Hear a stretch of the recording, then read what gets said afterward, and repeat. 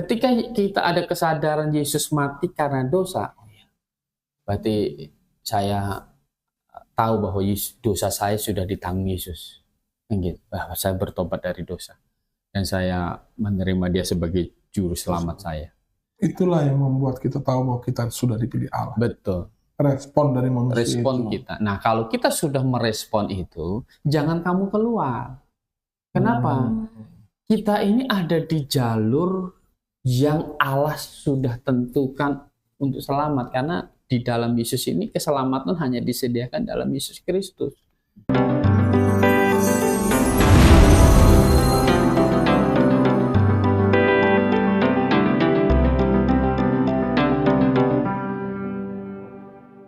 Malam hari ini kita kembali lagi berbincang-bincang, berdiskusi tentang Alkitab dan masih tentang doktrin keselamatan Pak Gembala Kurnia. Episode yang lalu kita sudah bahas tentang terminologi kata domba korban, yaitu itu sebenarnya hakikatnya adalah merujuk kepada Yesus Kristus sendiri. Tetapi di segmen itu Pak Kurnia menjelaskan lewat Alkitab bahwa sebenarnya Allah memberikan solusi keselamatan kepada manusia bahkan sejak pertama kali Adam dan Hawa jatuh ke dalam dosa. Artinya itu solusi awal dan satu-satunya solusi. Tapi saya tertarik untuk membuka bagian Alkitab kita di Efesus pasal 1 ayat keempat. Sebab di dalam Dia Allah telah memilih kita sebelum dunia dijadikan, supaya kita kudus dan tak bercacat di hadapannya. Kalau secara literal kita mau lihat ayat ini, terkesan seolah-olah bahwa sebenarnya Allah telah memilih kita, artinya kan manusia ini untuk ditentukan. Jadi programnya seperti manusia jatuh dalam dosa, lalu Allah kasih program, kasih planning untuk keselamatan. Ini loh jalannya. Lalu Allah sendiri yang menentukan siapa-siapa saja orang-orang yang ada di dalam jalan itu. Apakah karya keselamatan itu dikerjakan oleh Allah semutlak-mutlaknya adalah hak prerogatif Allah sendiri untuk menentukan siapa yang selamat? Kan begitu. Kalau melihat konteks dari ayat ini. Lalu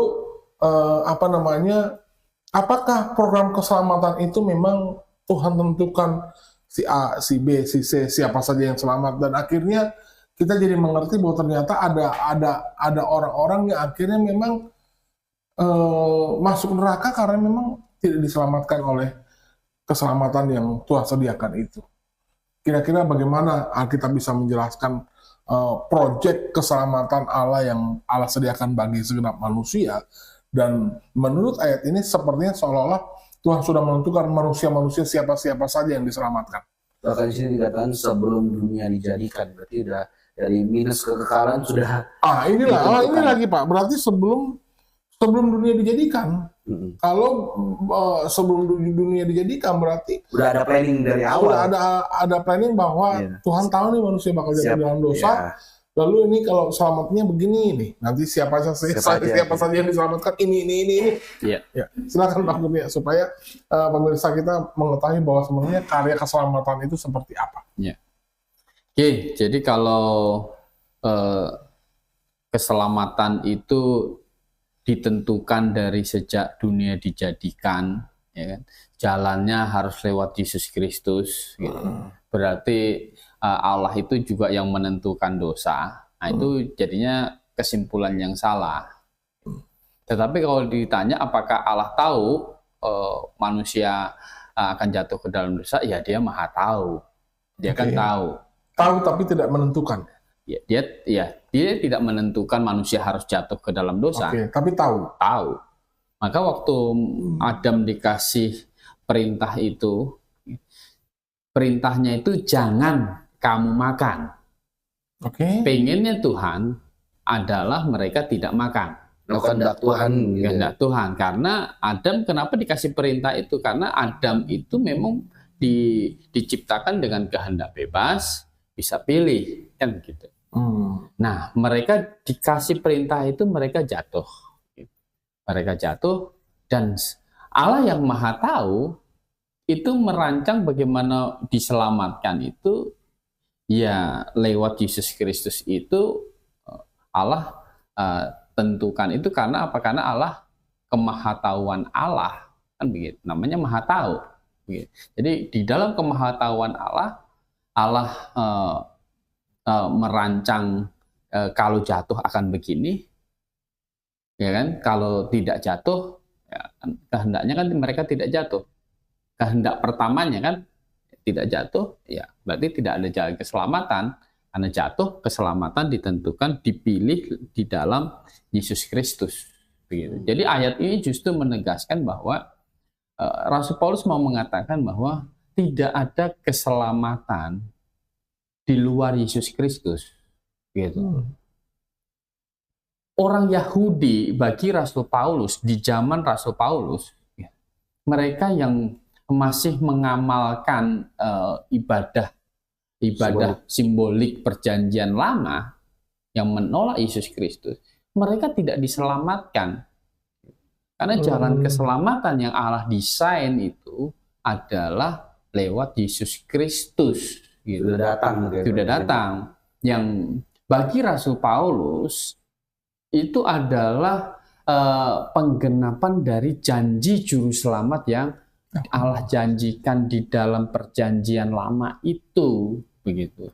Justru orang Kristen abad pertama ini yang Rasul Paulus kirimin surat ini jemaat Efesus ini adalah kamu yang selamat, gitu. Jangan kamu balik lagi ke Yudaisme lagi. Oh, gitu. jadi maksudnya ayat ini mau mengatur mereka supaya menjaga mereka supaya mereka jangan balik lagi. Keselamatan itu ada di dalam Yesus Kristus, bukan di dalam agama Yahudi, gitu. Ya kalau hari ini maka aplikasinya ya keselamatan hanya di dalam Yesus, tidak ada di dalam iman-iman yang lain, gitu.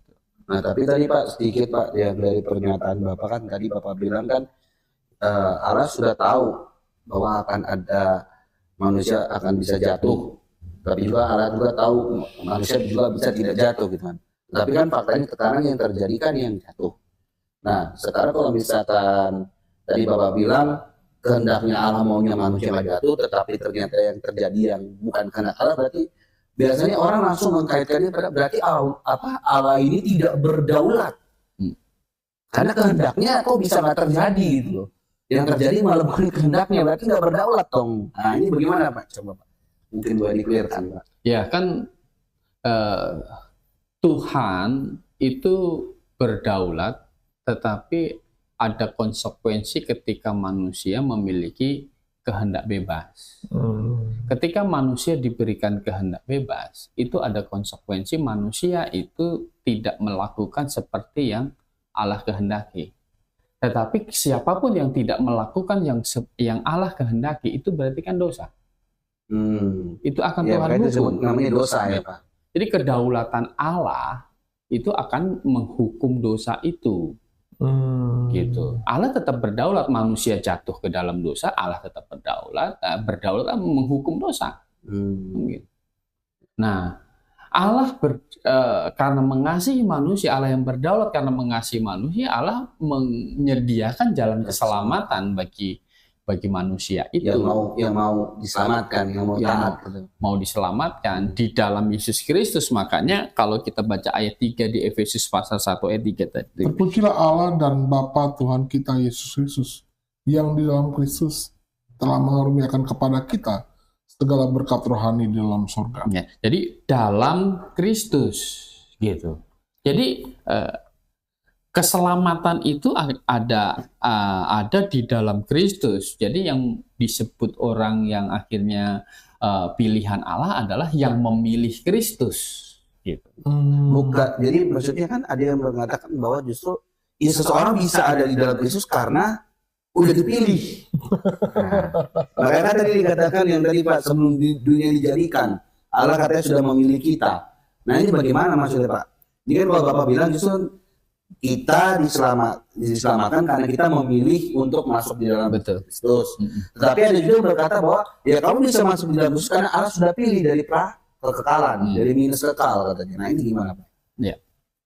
Jadi ya kalau Allah sudah pilih siapa selamat siapa yang tidak gitu kan, berarti kan itu mengabaikan kehendak bebas, dan itu akan bertentangan dengan ayat-ayat yang lain yang menyerukan untuk manusia itu bertobat dan percaya, kan begitu. Kan barang siapa yang berseru kepada nama Tuhan akan diselamatkan. Yang barang siapa, kan? Jadi barang siapa gitu. Jadi ini ditawarkan kepada semua orang. Ibaratnya itu Injil itu, Yesus Kristus itu, keselamatan itu ditawarkan kepada semua orang.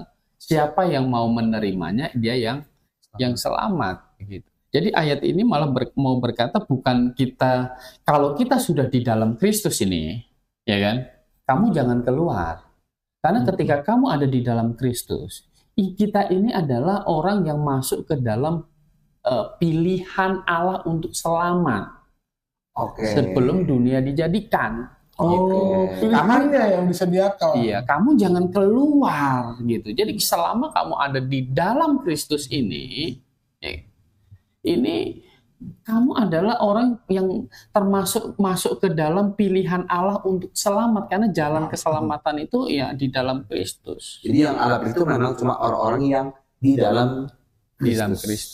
Gitu. Jangan keluar gitu. Ini sebenarnya pesannya akhirnya jangan kamu keluar, kamu sudah ada di dalam keselamatan. Agak memang sedikit bertolak belakang dengan pandangan yang satu itu ya Pak, bahwa mengatakan kalau ini jelas ya Pak, maksudnya berarti kita percaya bahwa Allah telah memilih kita karena kita ada di dalam Kristus.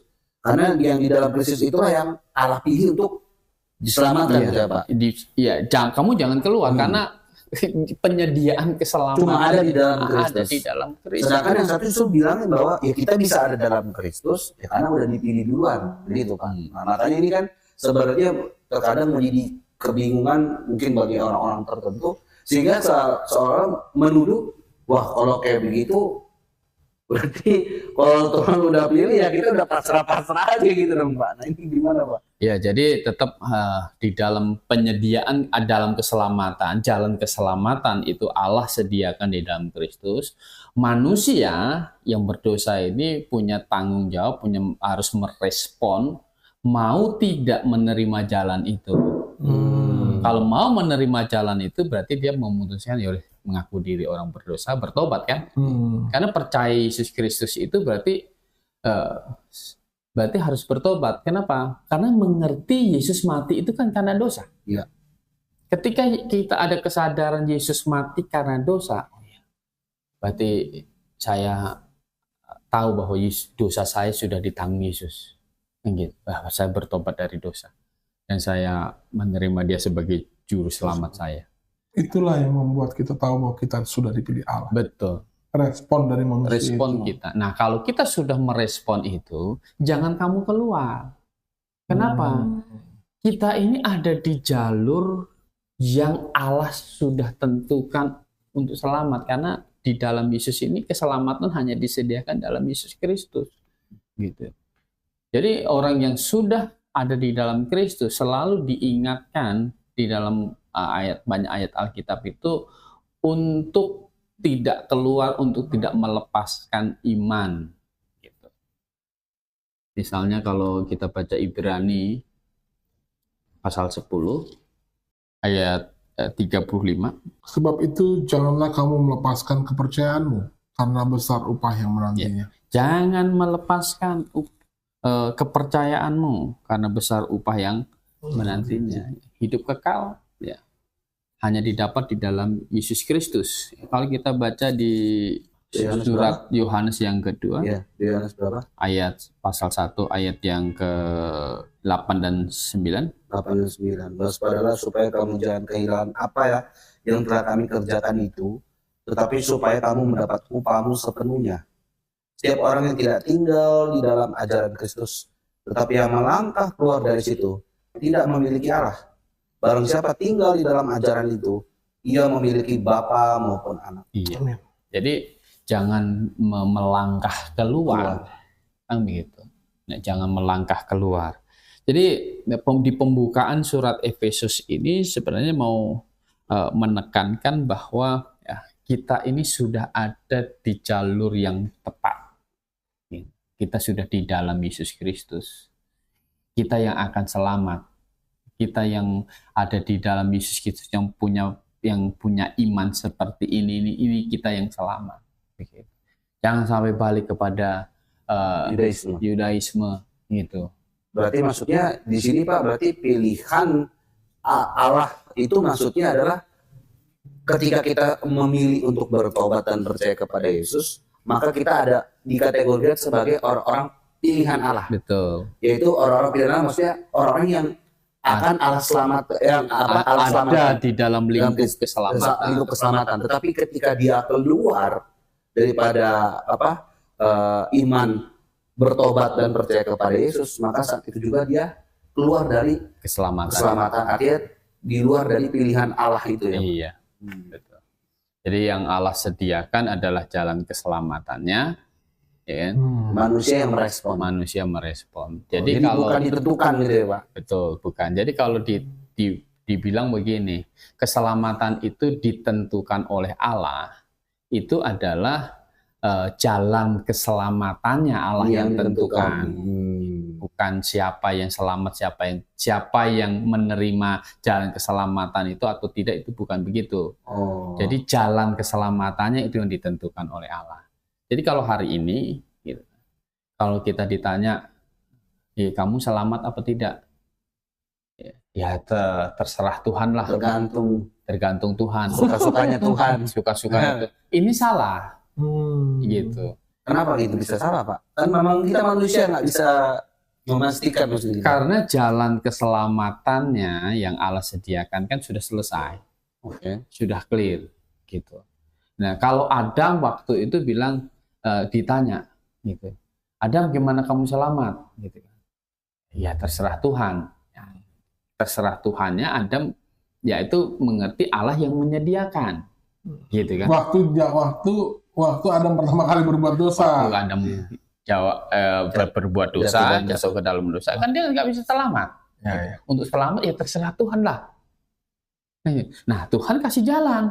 Kalau kamu mau selamat, nah janji juru selamat, nah yaitu Yesus Kristus sudah datang, sudah mati, dikubur dan bangkit, sudah selesai. Dosa manusia, seluruh dosa manusia sudah dijatuhkan hukumannya pada diri Tuhan Yesus, sudah sempurna, selesai, tidak perlu ditambah, tidak perlu dikurang lagi. Nah, kalau orang mau selamat, ya kan? Ya, tergantung kamu mau menerima jalan keselamatan yang Allah berikan ini tidak. Sangat tergantung jadi respon manusia. Jadi saat orang sudah percaya dan bertobat, maka dia pasti percaya diri bahwa dia kapan saja dia mati. Makanya kalau dia kemudian keluar dari iman di dalam Yesus Kristus lagi, itu kan kita bilang apa? Itu aneh sekali gitu. Apakah memang dia itu belum benar-benar paham, ya kan? Atau apa ini? Gitu. Padahal hidup manusia ini bagaimana sih? Di dunia ini kan hanya sementara. Yang paling penting hidup ini adalah bukan kita di dunia 70 tahun atau 80 tahun, tetapi bagaimana setelah kita meninggal ini, kita kemana ini? Betul. Gitu. Karena itu kepastian yang nggak ada yang bisa lagi dibandingkan ya Pak, bahwa semua orang pasti akan meninggal gitu ya Pak. Dan yang di dalam Yesus Kristus kita ada kepastian keselamatan itu. Karena apa? Karena Yesus itu sudah mati di atas kayu salib menggantikan hukuman dosa saya. Amin. Berarti kalau orang masih ragu-ragu tentang keselamatannya, bisa dikatakan apakah itu memang dia masih belum diselamatkan atau memang dia mungkin masih sekedar... Pasti belum diselamatkan. Kalau dia ragu-ragu berarti dia belum memahami bagaimana Yesus menyelamatkan dia. Kalau dia memahami bahwa Yesus itu sudah menanggung segala dosanya, maka dia harusnya sangat confident, sangat yakin dia pasti masuk surga. Bagaimana kalau misalkan orang itu malah percayanya dia sudah diselamatkan karena sudah dipilih tadi Pak? Bagaimana? Karena udah dipilih Allah Pak. Saya udah dipilih Allah, selamat. Ya, dia bertobat apa tidak? Kamu mengaku saya orang pilihan Allah. Itu kan ngaku-ngaku kamu. Kan gitu. Tetapi sebenarnya kamu kalau kamu berkata kamu itu orang pilihan Allah, berarti kan kamu sudah bertobat belum? Kan yang akhirnya ikut di dalam kelompok pilihan Allah adalah mereka yang bertobat dan percaya. Siapa yang bisa ngaku ya Pak ya? Termasuk yang udah, karena dia udah merasa dirinya Kristen, orang tuanya Kristen. Ya, kalau dia ngaku saya orang pilihan Allah, ya, tapi dia tidak pernah membuat keputusan bertobat dan percaya, dia sebenarnya belum dipilih Allah sebenarnya. Ya, itu pengakuan pribadi aja. Ngaku. Berarti soal keselamatan itu sebenarnya ada dua sisi yang sama-sama terikat ya Pak. Satu sisi itu dari kehendak Allah atau rencana Allah. Itu sudah selesai. Sudah selesai. Nah, tinggal bagian manusia yang adalah kehendak kita mau memilih, menerima atau menolak. Betul. Jadi keselamatan itu dua sisi itu saja sebenarnya ya Pak. Oke. Berarti memang yang ditetapkan dipilih untuk diselamatkan adalah orang-orang yang ada di dalam Yesus Kristus. Betul. Baik, akhirnya kita akan lanjutkan pembicaraan kita tentang keselamatan, kedaulatan Allah atau kehendak bebas manusia ini. Ada banyak pertanyaan-pertanyaan yang saya akan coba kita mau bahas di sini. Karena seringkali manusia begitu diperhadapkan kepada kemana nanti kamu mati kemana kamu setelah kamu mati. Justru manusia sulit untuk menjawab itu, karena saking sulitnya dijawab terserah Tuhan. Kan begitu. Tapi nanti kita akan bahas pertanyaan-pertanyaan yang jauh lebih tajam daripada hari ini, dan nanti di part kedua Anda bisa menyaksikan video kami selanjutnya. Terima kasih Pak. Baik. Selamat malam.